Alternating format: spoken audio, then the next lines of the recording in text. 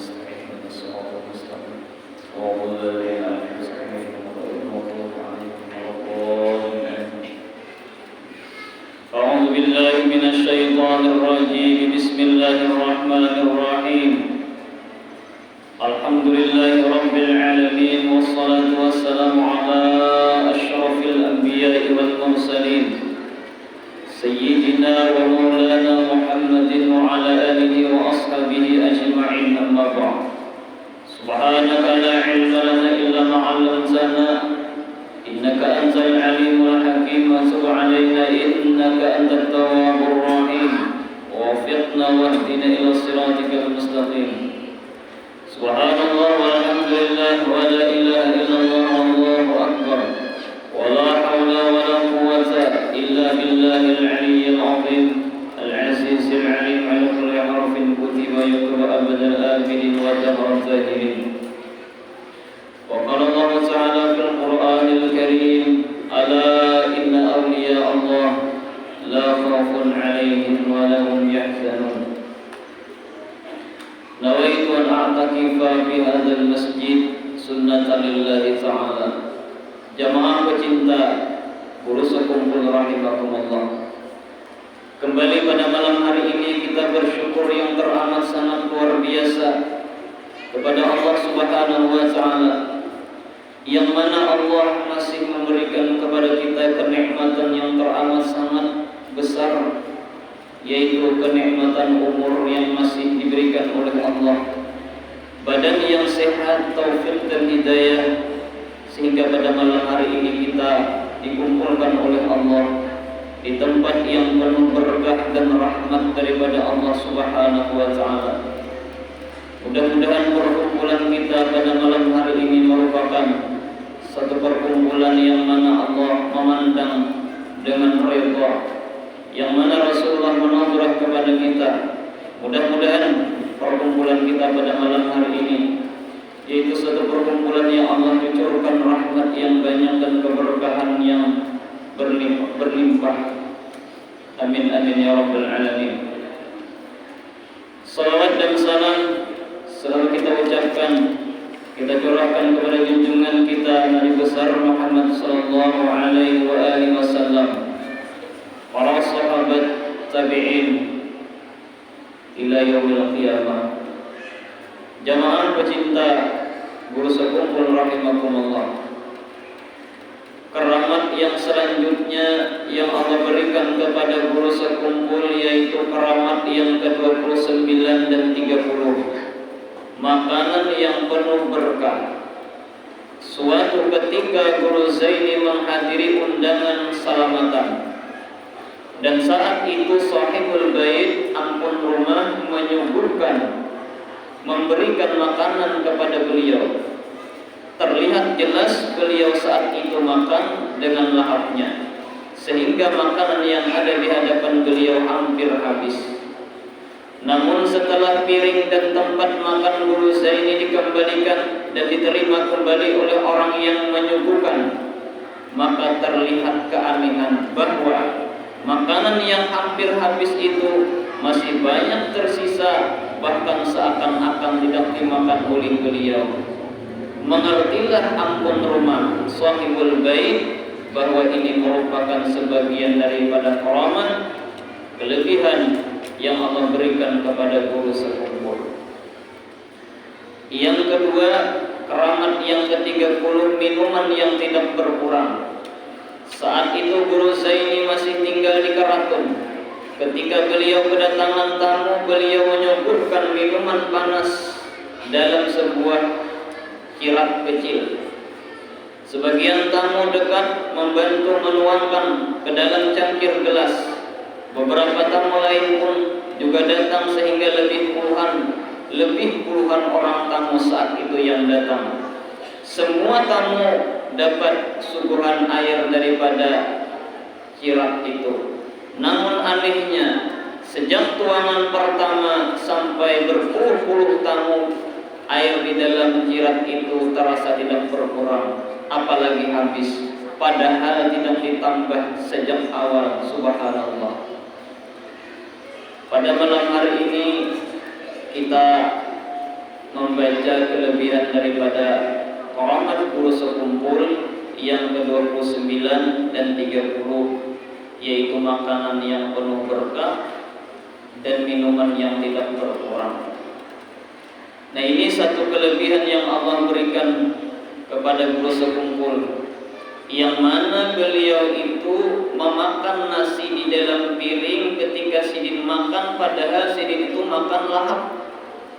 Cakap bahasa kitanya kayak orang juga, suap berai, suap. Tetapi anehnya ketika piring itu diserahkan lawan ampun rumah, dilihati piring itu ternyata makanan sidin masih banyak lagi, seakan-akan kada nang pina kaya dimakan. Nah, ini ngarannya makanan itu banyak, artinya makanan itu bertambah, sehingga apa yang sidin makan itu tetap sebagaimana makanan yang ada di piring sidin. Nah, ini ngarannya koromah ngarannya. Nah, begitu pula minuman. Ketika minuman itu diambil sidin, cirat diambil sidin, dijabai sidin dahulu. Artinya apa? Tangan sidin nang bekaramat, tangan sidin nang berberkah, dijabai sidin cirat.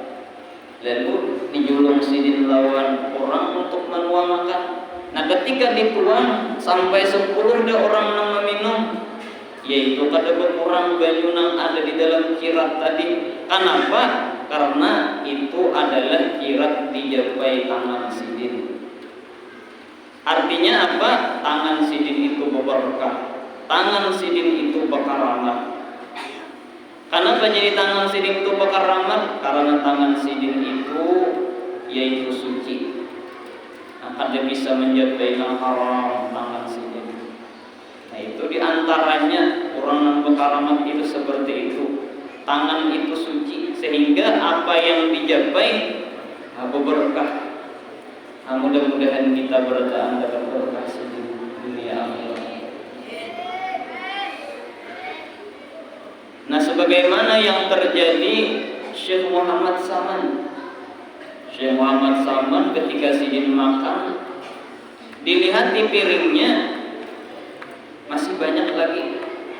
Lalu kawitannya datang lawan tuan guru, wahai tuan guru, anak ulun kayak ini. Orangnya makan tapi nasinya ada berkurang. Orangnya guring dengan bantal, dibuangnya bantal yang nyamannya guring kayak kada bangun di sini. Ketika disim bantalan guring. Apalagi menghapun bantalnya niur. Mata guling kepala, sebentar guling, nah itu tak bangun tarus biar.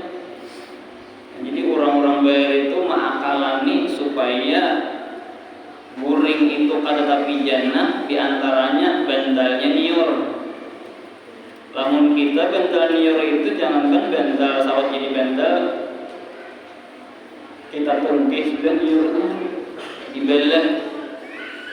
Nah, orang bahari seperti itu, kadang-kadang banyu diandak di parak awak. Jadi apabila ta'ilan langsung jadi nyipui muha pakai banyu, disimpur, nyarak mata. Maka oleh sebab itu ubat nang paling mujarab membangunkan kekanakan nakal bangunnya lawan banyu aja. Mun kiyau-kiyau pian taliur ada bangunnya, bilakan banyu. Simbur nuhannya secangkir, mun masih kada bangun ambilakan gayung, masih juga kada bangun tajaunya angkat, kada betahabian kada bangun itu. Jadi mudah sebenarnya untuk membangunkan anak-anak itu mudah. Lawan banyu jadinya sigar langsung. Jangankan secangkiran pian sagenggam tangan aja bilakan baju aku sutakan kamu hanya sutakan sigarnya membuangi syaitannya. Jadi ujar tuan guru ma'anui Abah Syekh Muhammad Saman, pian jangan khawatir dan ragu. anak pian itu adalah wali di antara wali-wali Allah Subhanahu wa taala. Apa makanan dimakan kada berkurang, dimakan bertambah. Nah itu ngarannya karamat, kelebihan yang Allah berikan kepada wali. Nah lawan nabi itu ngarannya mukjizat. Yang disebutkan oleh Maulid Ad-Dibai, yadahu barakatuhuma fil mata'im wal masyarib. Kedua tangan Rasulullah itu berberkah, nampak keberkahan. Apabila sidin menjabai nasi, seapa aja nang memakan kada sing habis-habisan.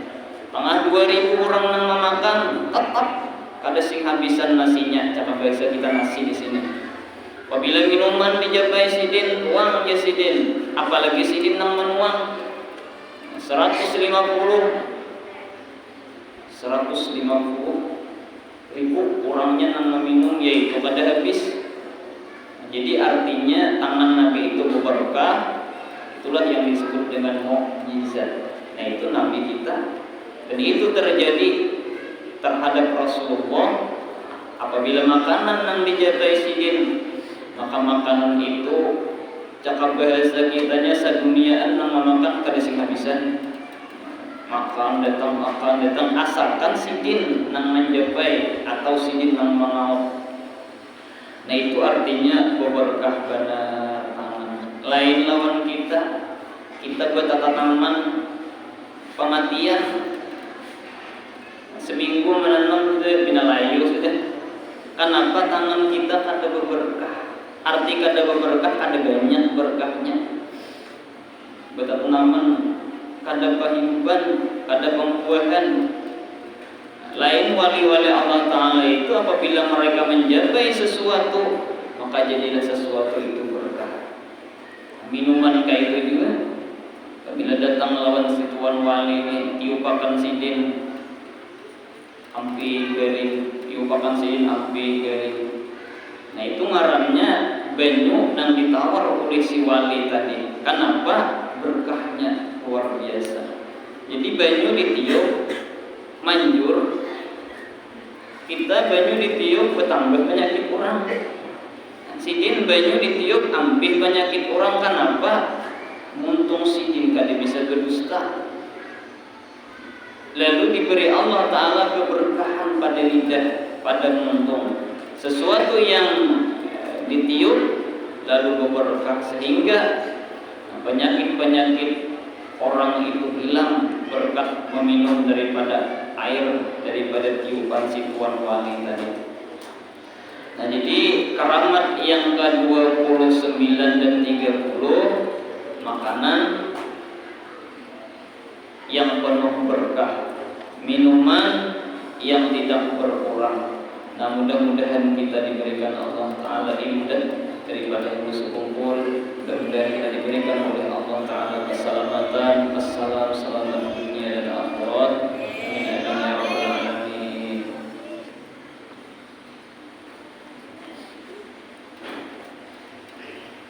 Qala Imam Ghazali rahimahullah ta'ala wa nafa'ana bi ulumihi fid darin amin.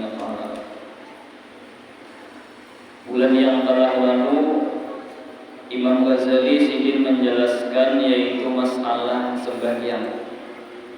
Nah jadi sembahyang itu seapa kita ingat lawan Allah, seitu pahala diberi Allah. Dari awal sembahyang sampai tuntung, seapa kita ingat dengan Allah, seapa kita memikirkan tentang Allah, seitulah diberi Allah pahala. Ketika rukuk, ketika sujud, nah dia perhatikan masalah sembahyang itu. Nah ketika dia memperhatikan itu dinilai oleh Allah Ta'ala ibadah.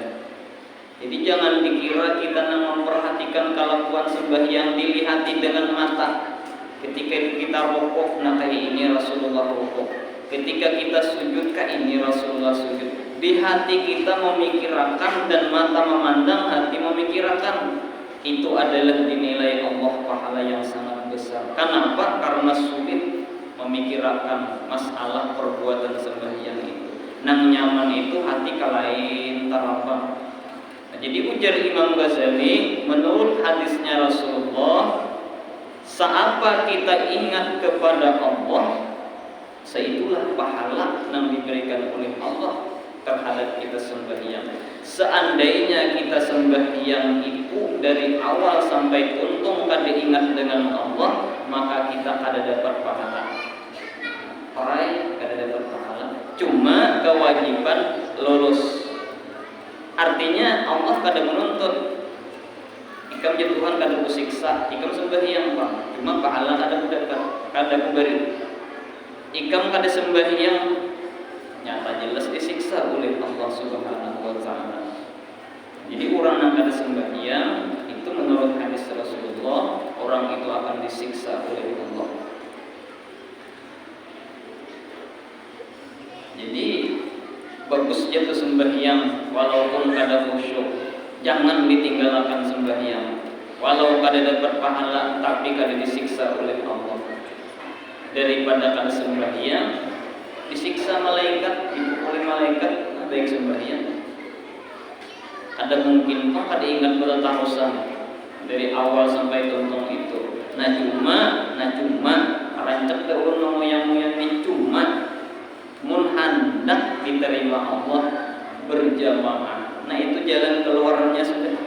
Jadi perbuatan ibadah itu sulit untuk khusyuk, tetapi Allah Ta'ala itu mengulahkan jalan nang supaya mudah, supaya ibadah itu diterima oleh Allah, yaitu berjamaah. Sampai imamnya kada ingat dengan Allah, makmumnya beratan kada ingat dengan Allah, yaitu dicatat Tuhan khusyuk juga. Nyamannya sembahyang berjamaah, cuma tadi pahala sembahyang berjamaah ini iblisnya benar-benar, syaitannya menggoda benar, sehingga ikamnya malah payah di sembahyang berjamaah. Sembahyang seorang 5 menit untung, berjamaah bisa bertengah jam, menghadapi orang kamar, menyunat pulang masjid.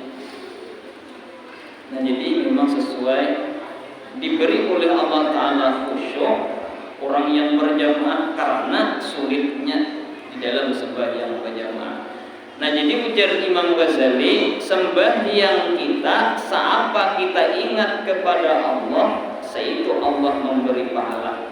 Tetapi ujar Imam Ghazali, lain dengan ibadah yang lain seperti zakat.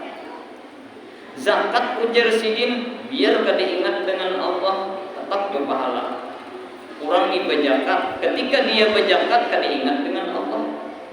Berzakat kada ingat ini rezeki Allah, ini pemberian Allah, kada ingat.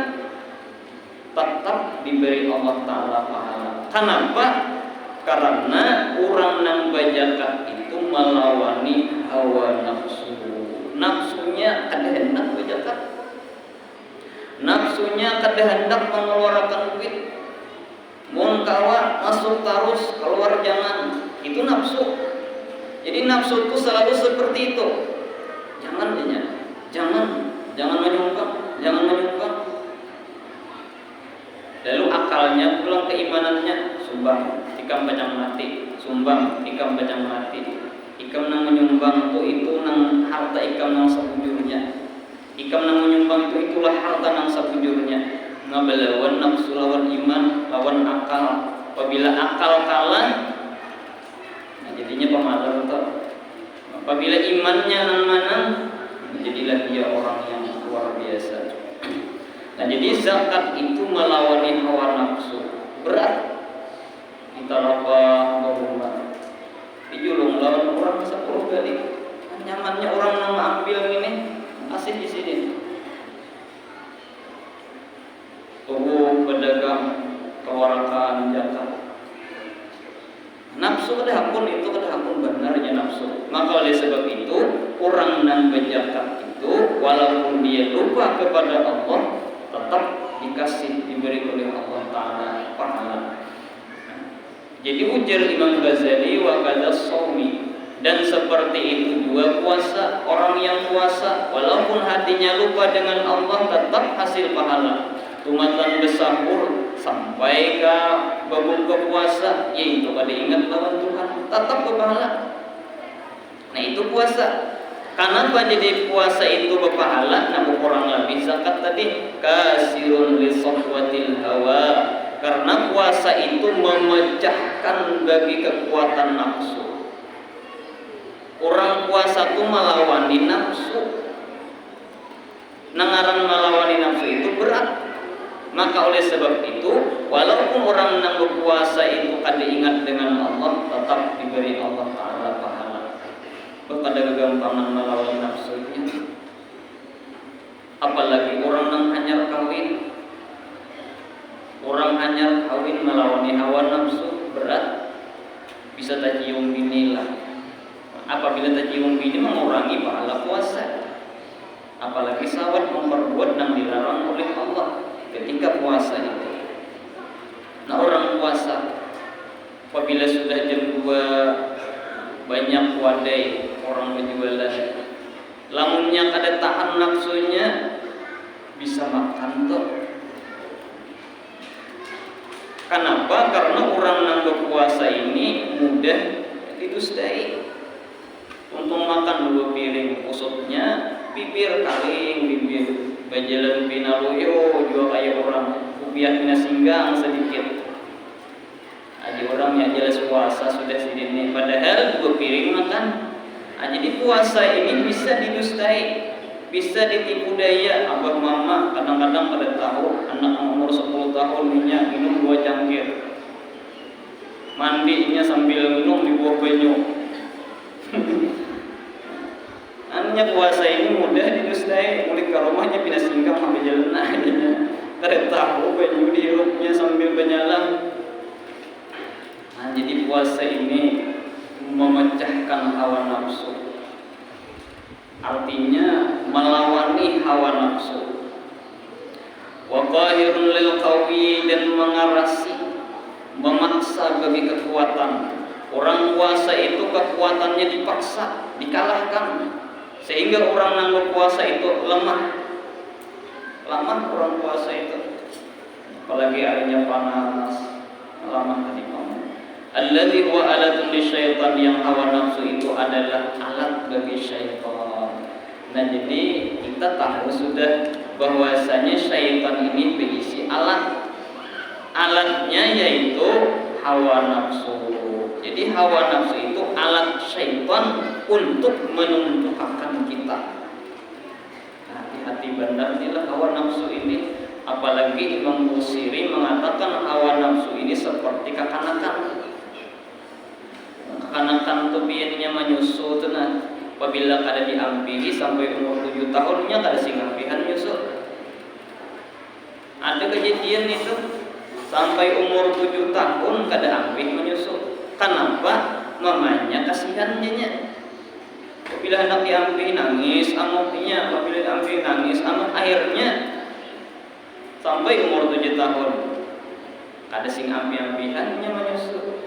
Nah, jadi anak tu apabila sampai umur 2 tahun ambil, itu Quran mengatakan jangan sampai lebih daripada 2 tahun. Apabila lebih 2 tahunnya kena kada lebih pintar anaknya itu. Bina kada pintar ini. Kenapa? Nyata air sudah kenal masih aja nyusu. Biar si anak misalnya umurnya 7 tahun masih nyusu, kada muat asuhan mama. Masih aja nyusu lah anak tuh. Pasti ada menyambut kada pintar gitu. Kenalnya waktu masih nyusu. Ya lah, kada pintar je kenalnya masih menyusu. Jadi Al-Qur'an sudah memberikan pedoman lawan kita umur 2 tahun ampihi. Jadi ma'ampihi anak itu umur 2 tahun ujar Quran ampihi. Jangan takutan mudarat. Kenapa? Al-Quran menyuruh. Al-Quran menyuruh pasti benar. Nangis di pasianinya paling sehari 2 hari, dilawasakan seminggu. Ampihi akhirnya. Apalagi mamanya pintar. Kadang-kadang mamanya nang kasihan rajin kasianinya aja. Bejuliti nang pengaruhnya nang masam tak. Nah Kamal Asam kalau ada ketahanan ada kini pantai sosodna asam Kamal dan bulan toh bulan tapi mau juga sama inya hampir terbanginya malam kayak anak besok anda pulang banyak masuk masam hampir pulang inya ada lawasanya hampir dilongi gula betul manis gula betul inya ya nang seminggu kehusan inya napang kalau gula betul orang dikucuknya di mama ampat pikir ke banyaknya makan ada lawas betul inya kelebihan manis. Nah, jadi puasa itu adalah melemahkan kekuatan dan nafsu itu adalah alat syaitan. Jadi luar biasa syaitan inilah luar biasa ia menggoda kita pulang berisi alat pulang nyaman kalau lah mana menggoda kita merayu kita alatnya ada pulang berisi yaitu hawa nafsu.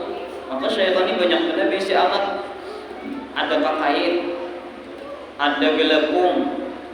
Nah, orang kuring subuh tuh kan apa jadi melalor di hampurinya gelepung, hampurinya gelepung. Iya mata terkicim mengantuk mata gelepung di hampurinya. Karena bebaya hendak bangun, karena dikaitnya rabeh pulang ada jadi. Bebaya hendak bangun kaitnya pulang ada jadi. Cuma kita ada merasa bahwasanya kita itu dihampurinya lawan gelepung buahnya kayak apa ada kayak gelepung kita dikaitnya kita cuma kita ada merasa seandainya kita merasa aku ini dikaitnya nah jadi ngalih bangun nih nah lalu nafsunya tadi dipaksanya dilawaninya iya nah pun bangun tuh sembahyang sungsung bangun berjamaah ke masjid kenapa inya mengalahkan syaitan. Aku jadinya hidup di dunia ini kadang kalah. Pokoknya syaitan itu harus kalah. Ujar syaitan jangan berjamaah. Pokoknya aku berjamaah. Nah ini melawani syaitan. Nah kecuali tadilah udur itu banyak kan udur tuh. Di antaranya hujan kada disuruh lagi berjamaah. Lepas kubur sudah perintah daripada berjamaah atau misalnya menunggu orang kering jalannya dicap nah itu udzur orang nang dibolehkan ada berjamaah arti dibolehkan ada berjamaah mengikuti hadis nang kuat hadis nang kuat jadi nang bagus diambil hadis nang kuat jangan yang lama diambil yang kuat hadisnya itu diambil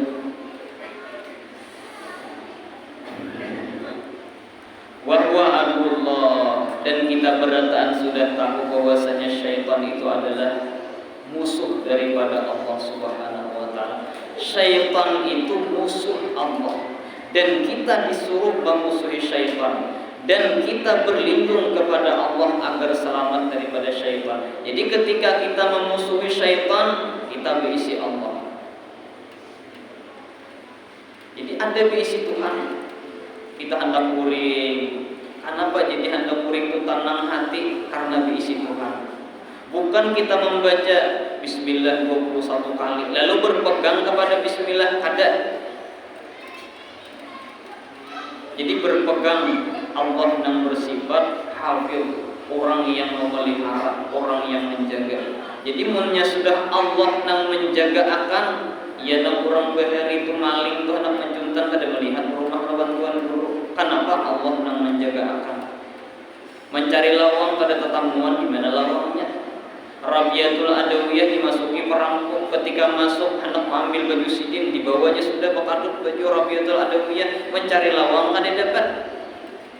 Usak kasar busur mencari lawang kada ada lawangnya kada kau beli jangan ada sidin nang menakur lawan orang tadi kada kau keluar daripada rumah.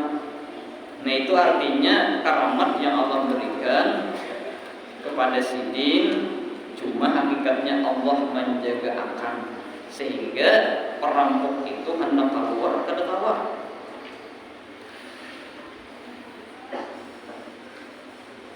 Jadi mudah-mudahan yang paling penting dahulu kita meminta kepada Allah ketika hendak mati. Nah itu panting benar ketika hendak mati itu, yaitu assalam, meminta kepada Allah agar diberi assalam.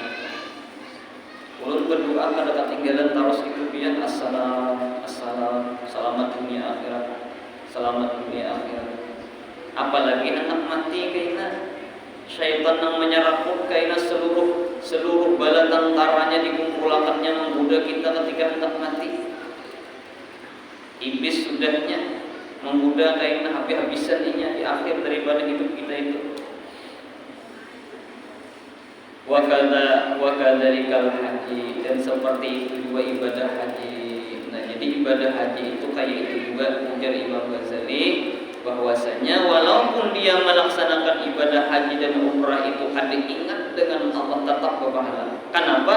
Af'aluhu syaqatun syadidah. Perbuatan-perbuatan di dalam ibadah haji itu sangat sulit. Orang melaksanakan ibadah haji itu sulit. Pertama umpusnya tuh mengumpulkan.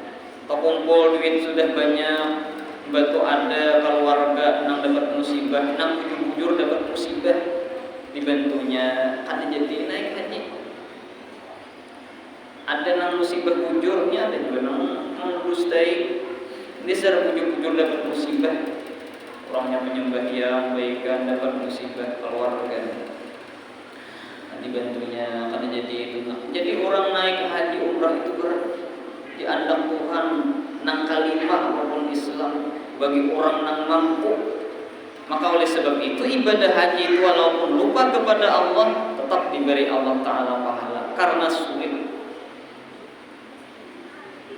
Duitnya mencari tuh, apalagi wah ini 12 tahun menunggui orang nang setor hendak haji nang cepat banyak benar sulit. Apalagi takutan kalau gugur di atas pesawat gugur mati. Ada orang di mana itu dilupakan kisah tawan dia.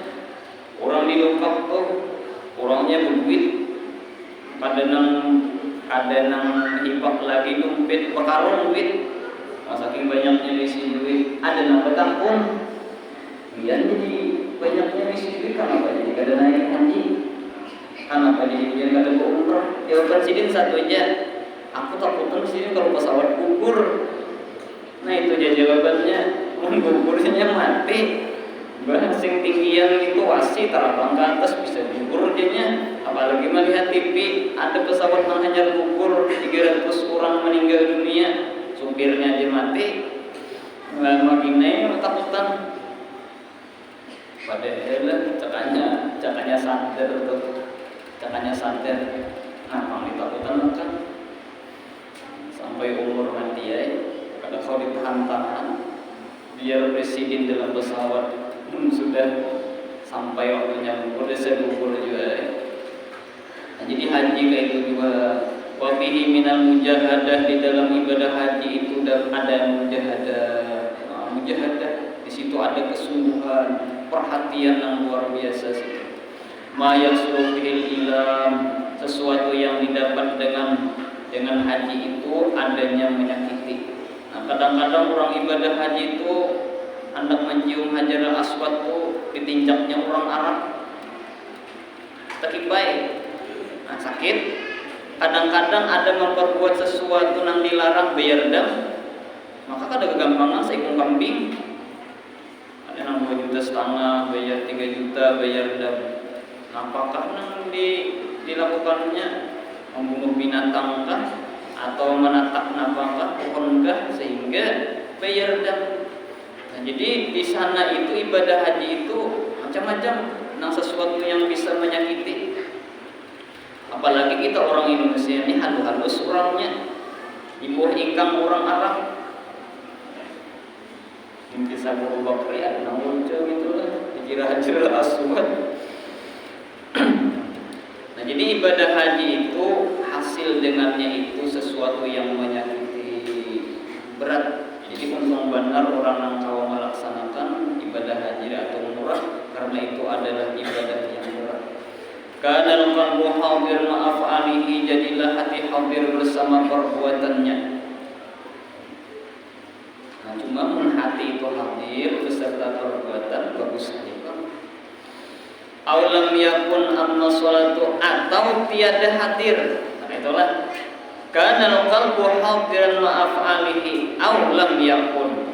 Jadilah hati hadir bersama perbuatannya atau tiada hadir ketika memperbuat ibadah haji, misalnya sa'i berjalan atau melempar jumrah orang ibadah haji. Nah, jadi ketika itu kan diingat lawan Tuhan 7 kali keliling, kok diingat lawan Tuhan, hadirkah hatinya? Kada hadirkah? Ingatkah? Kada ingatkah? Tetap diberi pahala. Itu kaulam yakun hadiran, atau tiada ia hadir hatinya terhadap Allah atau terhadap ibadah yang dilakukannya.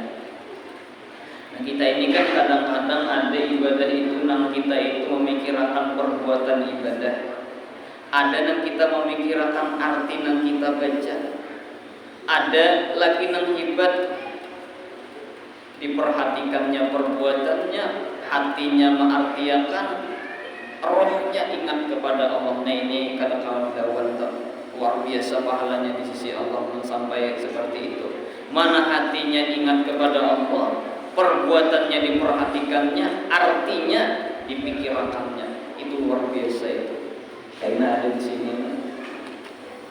dengan panjang umur kedataan sampai tamat kitab rahasia sembahyang, kira-kira sampai tamat ini sebulan sekali membaca bisa 10 tahun yang tamat. Nah, jadi 10 tahun lagi umur tak ulun dulu amin. Dari mami kakak. Falaisa biha amma salatu falaisa biha, adapun sembahyang maka tiada di dalamnya, di dalam sembahyang itu illa dzikrun wa qira'atun wa ruku'un wa sujudun wa qiyamun wa qu'udun, melainkan ingat kepada Allah, melainkan bacaan-bacaan rukuk dan sujud dan berdiri dan duduk. Nah, jadi sembahyang itu nang ada di dalam sembahyang kita disuruh ingat, memperhatikan perbuatan sembahyang, dan telinga kita mendengarkan bacaan yang kita baca. Itu di dalam sembahyang. Maka oleh sebab itu apabila ibadah sembahyang ini bacaan kada didengarkan, perbuatan kada diperhatikan, kada dilihati, hati kada ingat dengan Allah, maka kada diberi oleh pahala, kada diberi oleh Allah Ta'ala pahala. Karena isi daripada sembahyang itu, nah, lain daripada haji puasa, itu melawani hawa nafsu. Maka oleh sebab itu walaupun ada ingat dengan Allah, nah, tetap diberi pahala oleh Allah. 37 menit sudah. Wa hasilul kalam, nah di sini kesimpulan daripada pembicaraan di sini. Nah, dari situlah mudah-mudahan kita dipanjangkan oleh Allah Ta'ala umur sehingga kita bisa kembali membaca daripada kitab Al-Imam Ghazali ini, dan mudah-mudahan kita bertahan diberikan keberkahan yang banyak daripada wali-wali Allah Subhanahu wa Ta'ala. Al-Fatihah.